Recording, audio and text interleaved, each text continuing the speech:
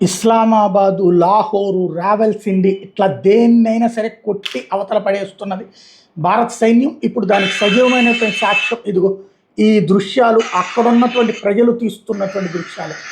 లాహోర్లో ఉన్నటువంటి దాడులు జరిగినటువంటి ప్రదేశం డ్రోన్లతో విరుచుకు పడుతోంది భారత సైన్యం. ఎక్కడ పడితే అక్కడ చైనా నుండి పాకిస్తాన్ తెచ్చుకున్నటువంటి ఎయిర్ డిఫెన్స్ సిస్టమ్స్ కాస్త HQ-9 క్షిపణి రక్షణ వ్యవస్థ నిర్వీర్యం చేసేసింది భారత్. వరుసపెట్టి మన డ్రోన్లు ఆ దేశంలోకి ప్రవేశిస్తూ ఉంటే ఏం చేయాలో దిక్కుతోచని పరిస్థితుల్లో తల్లడిల్లుతోంది. రావల్సింది క్రికెట్ స్టేడియాన్ని, రావల్సింది సియాల్కోట్, కరాచీ, లాహోర్ ఇట్లా ప్రతి ప్రదేశాన్ని పేల్చి అవతల పడేస్తోంది.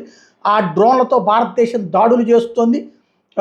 ఏదైతే తీవ్రవాద శిబిరాలు ఒకవైపు, అట్లాగే దాదాపు 1600 కోట్ల విలువైనటువంటి పాకిస్తాన్ ఆస్తులు ఇప్పటికే ధ్వంసమైన కంటిన్యూగా దాడులు చేసుకొస్తుంది. ఉగ్రవాదుల్ని నెత్తిన పెట్టుకుని చివరికి వాళ్ళని భారతదేశంలోకి పంపి వాళ్ళ ద్వారా భారత ప్రజల్ని చంపి ఆ తర్వాతన దానికి ప్రతీకారంగా ఉగ్ర శిబిరాల మీదనే దాడి చేసి ఇక్కడతో మేము సరిపుచ్చుకుంటామంటే వినకుండా ఎయిర్ డిఫెన్స్ సిస్టమ్స్ని బ్రేక్ చేస్తూ వద్దామనుకుని ఏదైతే పాకిస్తాన్ చేసినటువంటి మిస్సైల్ దాడి దానికి ప్రతిగా ఇప్పుడు వరుసబెట్టి అటాక్స్ నడుస్తున్నాయి. ఆగకుండా చేస్తున్నటువంటి దాడులతో ప్రస్తుతం పాకిస్తాన్ బెత్తరపోతోంది.